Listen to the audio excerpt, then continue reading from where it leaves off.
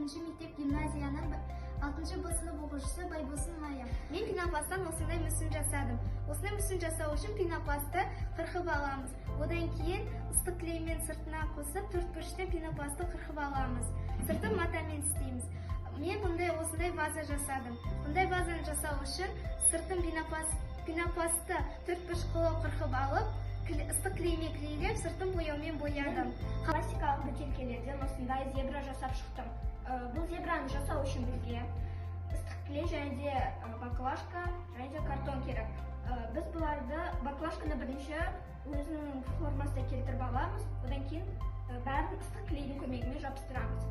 Және де мен осындай пластикалық қасықтардың арқасында осындай керемет дүние жасап шықтым. Қалдықтарға екінші өмір сыйлайық.